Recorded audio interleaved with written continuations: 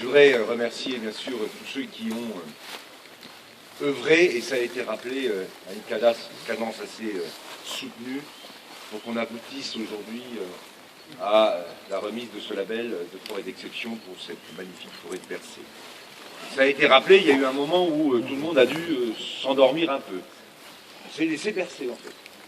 Et il a fallu réactiver le processus.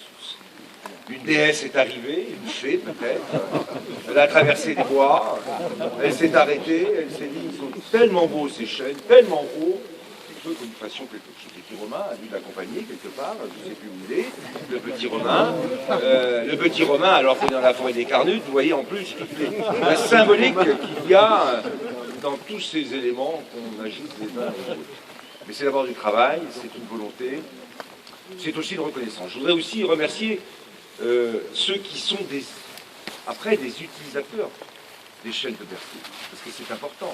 Vous l'avez rappelé avec le cognac Martel et tous les tonneliers, alors je n'ai pas retenu le nom, mais ça me reviendra. Et puis, j'avais dit à l'époque, quand on était venu au mois d'octobre, que les vins de Bordeaux, qui utilisent aussi ces chênes, compte tenu de leur notoriété, un tout petit peu plus grande que celle du Janière, mais nous sommes en train d'accélérer aussi, et il y aura bien une fée qui viendra faire en sorte que Janière finisse pratiquement par arriver à la même notoriété que Bordeaux, mais je crois qu'il y a encore un peu de temps. Mais je vais vous présenter Bernard Farge, qui est le président de la CNAOT, et qui est en même temps le président des vins d'appellation d'origine au niveau européen, et qui est venu aujourd'hui, puisque je lui avais demandé, mais j'avais un peu oublié et je l'ai prévu très tard, il a fait l'effort de venir et je le remercie vraiment. Parce qu'après, derrière Bordeaux, derrière Cognac, derrière les grands vins, derrière le Janière, il y a aussi l'utilisation des bois de Bercé et du chêne de Bercé. C'est ça l'enjeu. C'est tout le sujet de la forêt et de sa multifonctionnalité. Il faut la prendre dans son ensemble, dans sa dimension bien sûr environnementale, stockage de carbone, production d'oxygène, gestion de l'eau, protection des sols. La forêt, c'est un enjeu environnemental. C'est un enjeu aussi de loisirs. Se promener en forêt, ça fait partie des grands sujets de plaisir, à la fois pour ceux qui viennent se promener, tout simplement. Ramasser des champignons, ça arrive, et quelquefois chasser.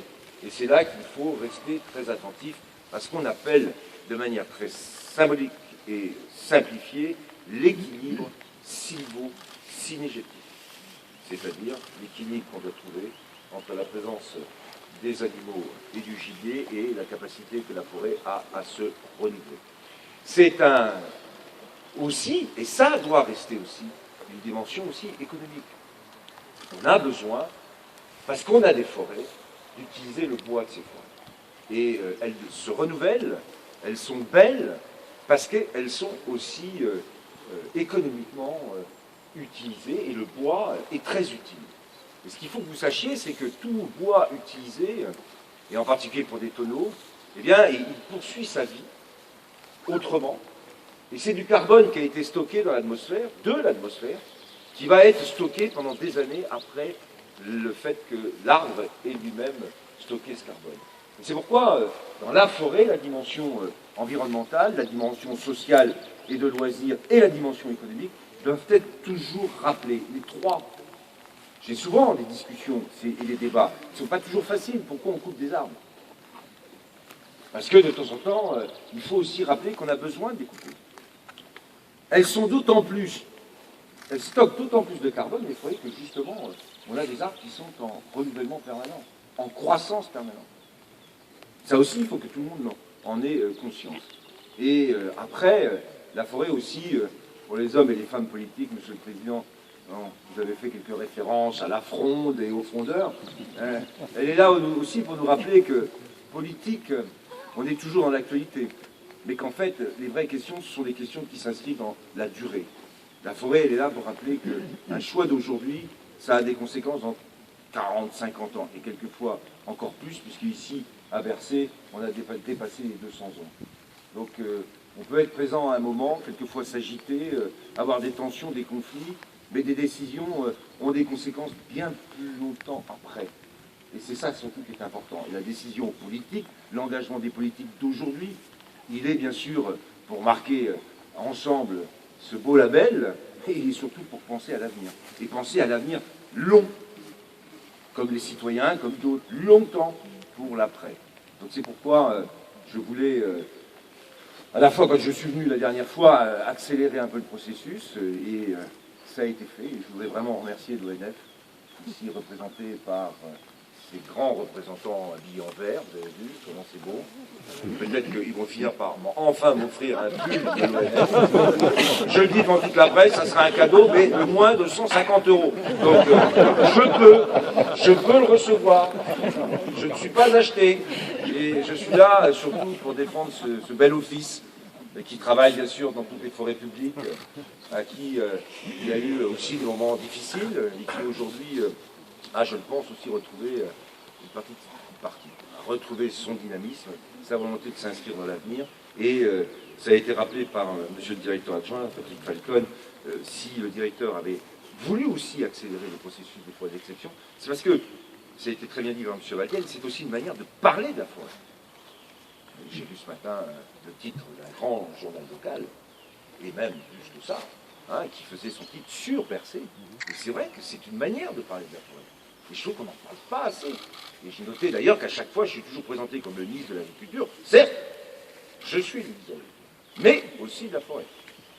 Et les deux, j'y tiens, et j'y tiens non seulement pas parce que c'est aujourd'hui, c'est moi, mais je pense que demain, il faut continuer et poursuivre cette stratégie forestière. J'étais il y a 2 jours en Alsace, dans une scierie, une des plus grandes de France, où j'ai vu ce qui pouvait être fait aussi dans l'utilisation du bois. On a besoin aussi de cet équilibre économique forestier. Et les industries du bois sont des industries qui sont non délocalisables lorsqu'elles sont dans des territoires. Elles sont là aussi pour être des éléments du dynamisme économique de nos territoires. Donc il faut qu'on tienne tout ça bien en compte. Donc pour tout ça, pour ces arbres magnifiques, de plus de 50 mètres de haut, on est juste devant quelques siècles qui nous contemplent, comme aurait dit Napoléon devant les pyramides. Regardez bien, et ça c'est impressionnant. Ça relativise d'ailleurs largement tout ce que l'on peut dire et tout ce que l'on peut faire aujourd'hui. Ça nous ramène à, je l'ai dit, au temps long et à la perspective surtout. À l'idée que quand on fait quelque chose aujourd'hui, c'est pour essayer de s'inscrire dans le temps le plus long possible. Bercé va trouver là une capacité à se valoriser, une capacité bien sûr à créer aussi, et ça a été très bien rappelé avec le Val-de-Loire, avec l'ensemble de ce que l'on peut valoriser dans notre département. Ça va devenir un élément aussi de cette valorisation de notre département, de la région bien sûr, et puis de notre pays plus largement. Donc à tous et à toutes un grand merci, et vive la forêt de Bercé.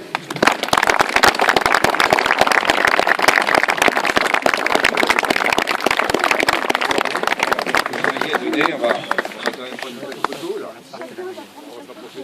Voilà. Soyez sages. Ouais, chacun. Ah d'accord. Bon alors je rentre. Ah oui. Notre fait. Le Mariette, je ne vais pas vous embrasser. Vous avez bien rien. Et il nous reste bien sûr les petits chemins forestiers. Ouais, voilà, c'est magnifique. Bravo. Bravo. Bravo. Bravo.